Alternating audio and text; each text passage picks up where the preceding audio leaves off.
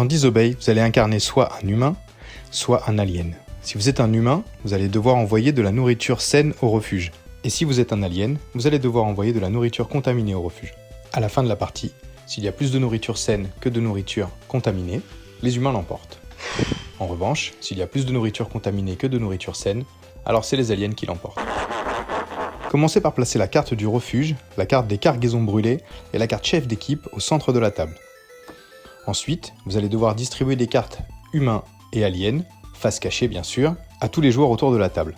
Pour cela, référez-vous au tableau du livret de règles. Ensuite, vous allez devoir préparer le paquet de cartes actions correspondant au nombre de joueurs. Là encore, référez-vous au livret de règles. Posez les cartes restantes face visible sur la table, elles constituent la planque. Puis préparez le paquet de cartes ravitaillement selon le nombre de joueurs. Posez le reste des cartes à part sur la table, il constitue le stock. Voilà, vous êtes prêt à démarrer. Distribuez une carte rôle, 2 cartes actions et 3 cartes ravitaillement à chaque joueur. La carte rôle restante est remise dans la boîte sans être révélée. Donnez la carte chef d'équipe au joueur de votre choix, ça vous pouvez le décider ensemble, comme vous voulez. Un tour de jeu se déroule en 3 phases, ravitaillement, action et draft. Une partie se joue en 5 tours. Durant les tours, votre identité secrète va déterminer votre façon de jouer. Si vous êtes un humain, votre intérêt est d'envoyer au refuge des cartes saines aux valeurs les plus hautes possibles, tout en détruisant les cartes contaminées. C'est l'inverse si vous êtes un alien. Le chef d'équipe annonce si la cargaison va être envoyée au refuge ou brûlée. Les joueurs peuvent en discuter, mais c'est le chef d'équipe qui décide. Puis, en partant du chef d'équipe et dans le sens horaire, posez une carte ravitaillement de votre main, face cachée, en une pile unique au centre de la table.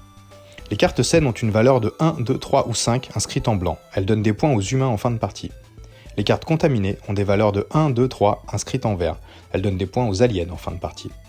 Il existe aussi une bombe à contamination qui divise le score des humains par 2 si elle est envoyée au refuge. Les humains ne doivent surtout pas la laisser passer. Quand tout le monde a posé une carte ravitaillement, vous pouvez soit passer, soit réaliser une et une seule de ces 3 actions. Jouer une carte action, échanger une carte action, prendre la carte chef d'équipe. Annoncez votre action et posez votre carte face visible sur la table. Les actions peuvent être jouées dans n'importe quel ordre par les joueurs, simultanément ou non, mais leur résolution suit toujours le même ordre. Le chiffre en haut de chaque carte indique sa place dans l'ordre de résolution. L'action espionner est la seule qui puisse être jouée n'importe quand, durant n'importe quelle phase de jeu, y compris alors que les joueurs n'ont pas posé leur carte ravitaillement. La résolution de la phase d'action ne se fait qu'une fois que tout le monde a soit joué, soit passé. Si vous passez, vous ne pouvez plus jouer d'action à ce tour. Toute carte action posée sur la table est jouée et ne peut être reprise par la personne qui l'a jouée. Une fois la résolution d'une carte action effectuée, elle est immédiatement défaussée. En gros, même si vous jouez la carte « Brûler la cargaison » avant quelqu'un qui joue la carte « Tuer », et que cette personne vous désigne, vous mourrez avant de mettre le feu à la cargaison, puisque votre carte est un 4 et que la carte tuée est un 2. Au lieu de jouer une action, vous pouvez choisir de déposer une carte face visible dans la planque et d'en prendre une autre à la place. Tout le monde sait ce que vous avez pris et ce que vous avez déposé. C'est une action courageuse, mais risquée. Bien sûr, si vous réalisez cette action, vous ne pouvez pas jouer de carte action sur ce tour. À tout moment durant la phase d'action, vous pouvez choisir de prendre la carte chef d'équipe pour la placer devant vous. Cela constitue votre action sur ce tour. Vous ne pouvez pas jouer ou échanger une carte action si vous prenez la carte chef d'équipe. Ce faisant, vous indiquez que vous serez le chef d'équipe au tour suivant. Le chef d'équipe de ce tour conserve son avantage jusqu'à la fin de ce tour. Dès qu'un joueur a utilisé son action pour prendre la carte chef d'équipe, cette action n'est plus disponible sur ce tour. Si aucun joueur n'a pris la carte chef d'équipe durant la phase d'action, celle-ci est remise au joueur encore en vie à gauche du chef d'équipe actuel au début du prochain tour. Posséder la carte chef d'équipe confère un avantage. Durant la phase d'action, le chef d'équipe peut choisir une carte de la planque et la donner au joueur de son choix sans que cela ne constitue une action. Une fois la phase d'action terminée, placez le paquet de cartes ravitaillement composé sur ce tour sur la pile refuge s'il y a été envoyé ou sur la pile cargaison brûlée s'il a été brûlé. Il faut obligatoirement qu'un joueur joue une carte action brûler la cargaison pour y mettre le feu, sinon elle part au refuge, même si le chef d'équipe voulait l'envoyer à brûler. Tous les joueurs passent les 2 cartes ravitaillement qu'ils ont en main aux joueurs encore en vie directement à leur gauche, sans les dévoiler aux autres joueurs. Puis, sans ordre précis, chacun pioche une carte dans le stock afin d'avoir une main de 3 cartes ravitaillement. Si un ou plusieurs joueurs sont morts, défaussez une carte du stock par joueur mort directement sur la pile cargaison brûlée. Un nouveau tour de jeu commence.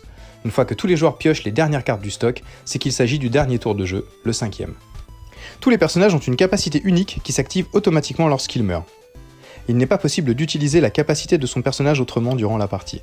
Certaines capacités peuvent créer des réactions en chaîne qui peuvent totalement renverser la situation en cours de partie. Lorsqu'un personnage est tué, le joueur dévoile son identité en retournant sa carte puis applique l'effet post-mortem indiqué.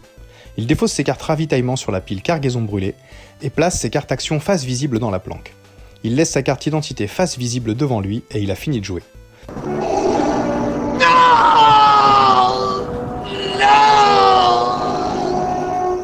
Il ne peut plus participer physiquement à la partie, mais peut encore discuter avec les autres joueurs et tenter d'être vengé ou de semer le doute chez les autres. Si le chef d'équipe est tué, la carte chef d'équipe est donnée au premier joueur en vie situé à sa gauche au début du tour suivant, sauf si un joueur l'a prise bien sûr.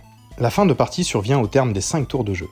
Procédez alors au comptage des points, retournez le paquet de cartes envoyées au refuge et triez les cartes par camp.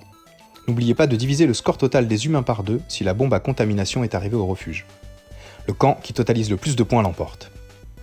En cas d'égalité, le camp avec le moins de cartes pour obtenir ce score l'emporte. La bombe à contamination n'est pas comptabilisée. En cas de nouvelle égalité, ce sont les aliens qui l'emportent. Oui, c'est injuste. Dans l'éventualité où il ne resterait qu'un seul joueur en vie avant la fin des 5 tours, son camp l'emporte immédiatement.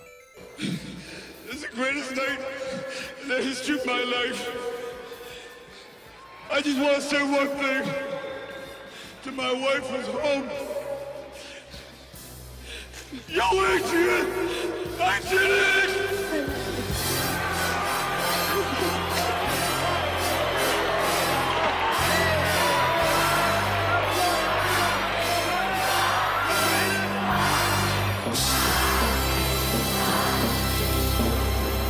Dans le cas de figure, rare mais possible, où aucune carte n'aurait été envoyée au refuge, les aliens l'emportent.